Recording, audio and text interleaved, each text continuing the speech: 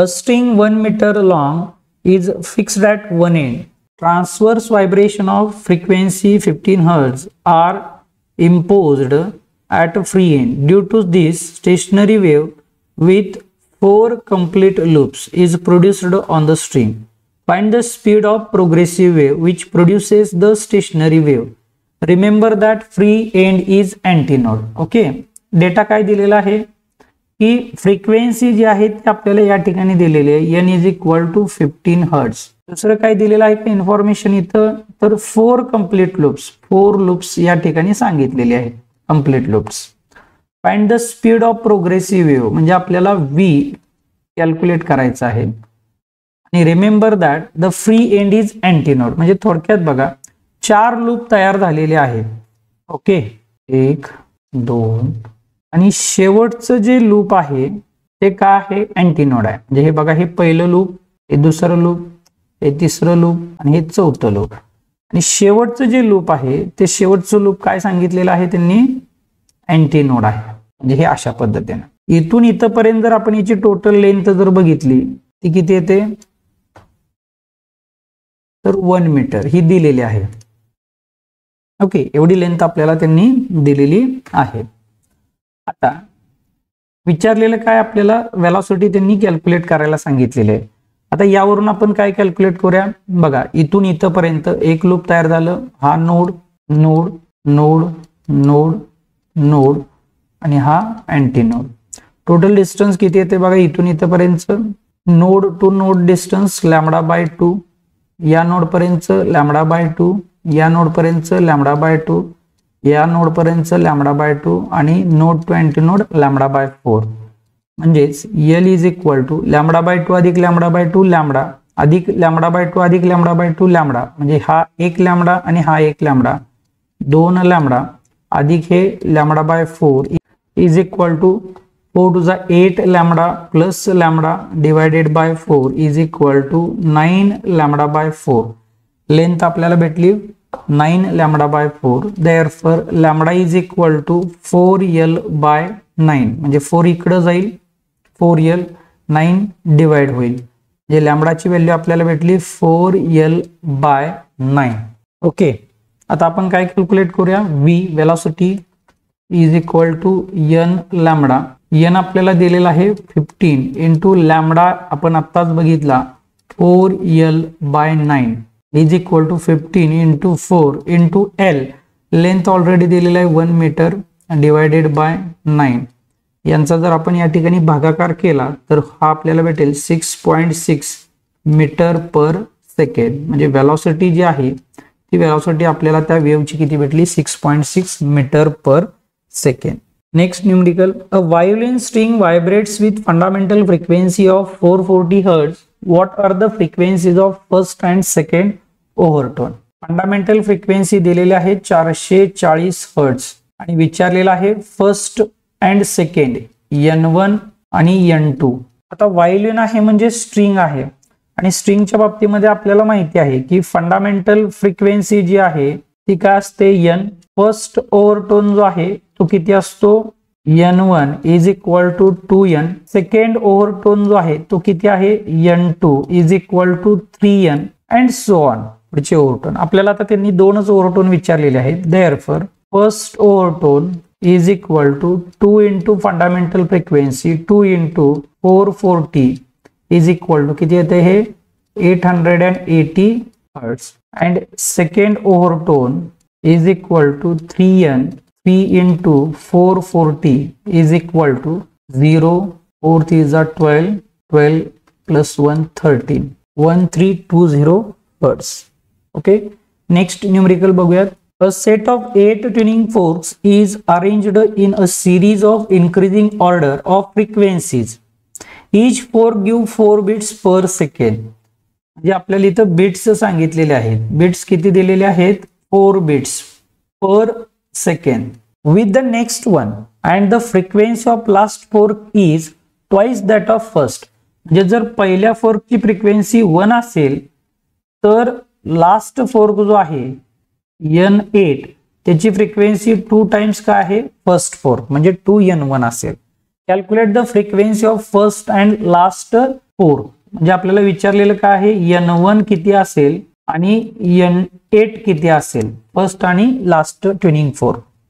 आता हे जर आपण ट्युनिंग फोर्क बघितले तर ह्या ट्युनिंग फोर्कची फ्रिक्वेन्सी आपल्याला सांगितलेली आहे. म्हणजे समजा हा पहिला ट्युनिंग फोर्क असेल, हा दुसरा ट्युनिंग फोर्क असेल, हा तिसरा ट्युनिंग फोर्क असेल आणि असे टोटल किती ट्युनिंग फोर्क दिलेले आहेत, 8 ट्युनिंग फोर्क दिलेले आहेत. याची फ्रिक्वेन्सी N1, N2, N3 आणि याची असेल N8 एवढी. सांगितलेले काय आहे की प्रत्येक फ्रिक्वेन्सी ही जी आहे ती 4 ने प्लस होत जाते, इन्क्रीज होत जाते. म्हणजेच आपण असं म्हणूया N1 Nच असेल, N1च असेल. N2 जो आहे तो मात्र काय असेल बघा, N2 is equal to N1 plus 4 असेल. N3 का असेल, N2 प्लस 4, पण N2 का आहे, N1 प्लस 4 प्लस हे 4 म्हणजे किती येईल, N1 प्लस 8. तसंच N4 काय असेल, N3 प्लस 4 म्हणजेच N3 काय आहे, N1 प्लस 8 म्हणजे N1 प्लस 8 प्लस हे 4 म्हणजे काय येईल, N1 प्लस 12. असं जर आपण केलं तर N8 जो आहे तो आपल्याला काय भेटेल, N1 plus 12 plus 4 16 plus 4 20 plus 4 24 plus 4 28 म्हणजे N1 किती भेटेल, N8 किती भेटेल, N1 प्लस 28 या ठिकाणी भेटेल. आता दुसरं त्यांनी सांगितलं N8 is equal to 2 times का आहे, N1 आहे. याचाच अर्थ आपण असं म्हणूया as N8 is equal to 2 times N1. ही व्हॅल्यू आपण या इक्वेशन मध्ये पुट करूया, शेवटी जे आपल्याला इक्वेशन भेटलेलं आहे त्यामध्ये. Therefore N8 is equal to N1 plus 28. Therefore N8 म्हणजेच 2N1 is equal to N1 plus 28. Therefore हे N1 इकडे आणलं, 2N1 minus N1 is equal to 28. Therefore 2N1 minus N1 1N1, N1 is equal to 28 hertz. ही झाली पहिल्या फोर्कची frequency. आता N8 काय आहे, N8 is equal to 2 times N1, 2 into 28 म्हणजे N8 किती भेटला इथं, 28 इंटू 2 56 हर्ट्ज. हे पहिल्या ट्युनिंग फोर्कची फ्रिक्वेन्सी असेल 28 हर्ट्ज आणि 8व्या ट्युनिंग फोर्कची फ्रिक्वेन्सी असेल 56 हर्ट्ज. नेक्स्ट न्यूमेरिकल बघूयात. A sonometer wire is stretched by tension of 40 newton. It vibrates in unison with tuning fork of frequency 384 Hz. How many number of bits get produced in 2 seconds if the tension in the wire is decreased by 1.24 Newton? Okay, data लिहून घेऊयात.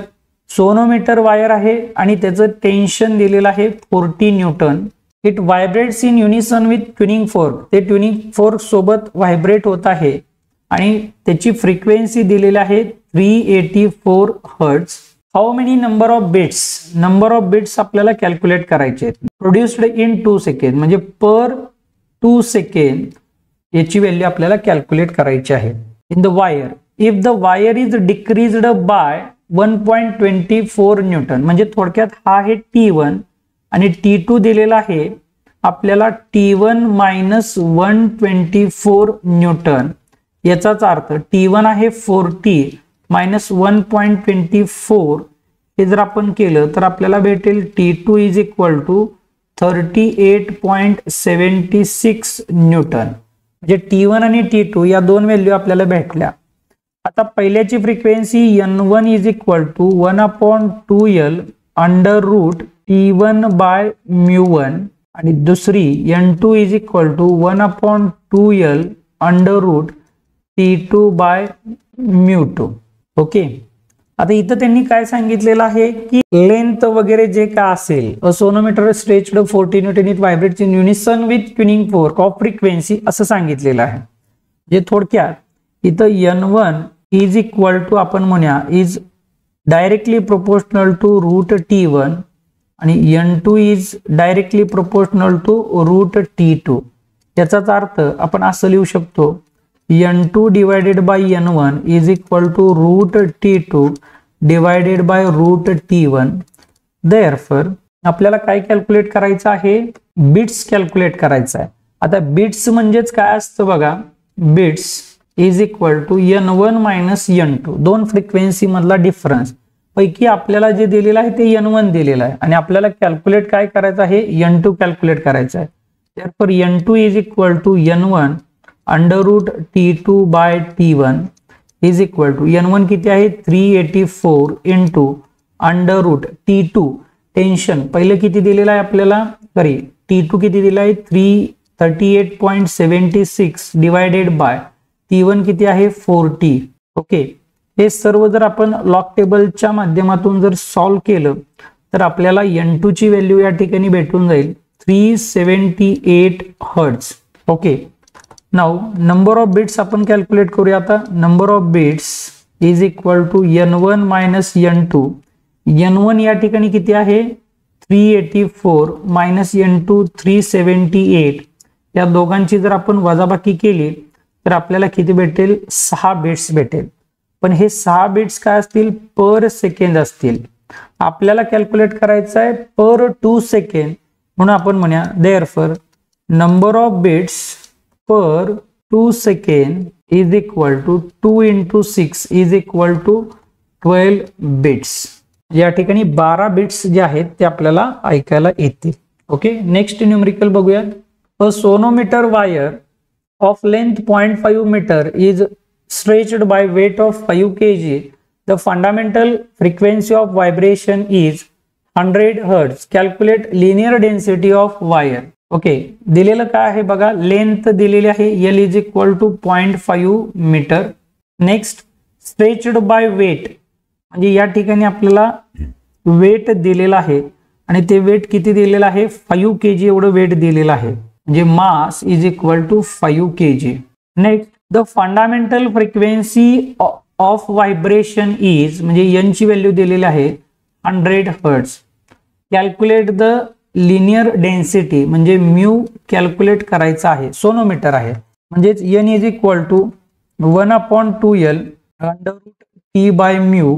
Therefore mu पाहिजे, दोन्ही बाजूचा square करू, n square is equal to 1/4L square into T by mu. स्क्वेअरला square root cancel होईल. Mu ची value पाहिजे, म्यू इज इक्वल टू हे n स्क्वेअर इकडे आणूयात, T upon 4n square L square. हे सगळं या बाजूला घेतलं. टी ची व्हॅल्यू आपल्याला दिलेली आहे का, त्यांनी टेन्शन दिलेलं आहे का, टेन्शन दिलेलं नाही, पण टेन्शन म्हणजे आपल्याला माहित आहे mass into acceleration due to gravity, म्हणजे mg upon 4n square L square.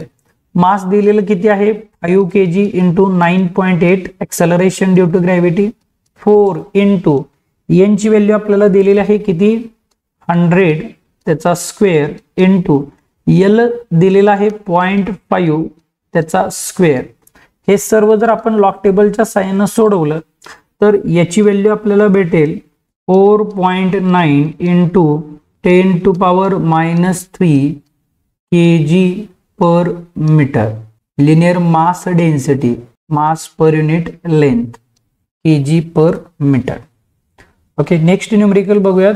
The string of guitar is 80 centimetre long and has fundamental frequency of 112 Hz. If a guitarist wishes to produce a frequency of 160 Hz, where should be the person press the string?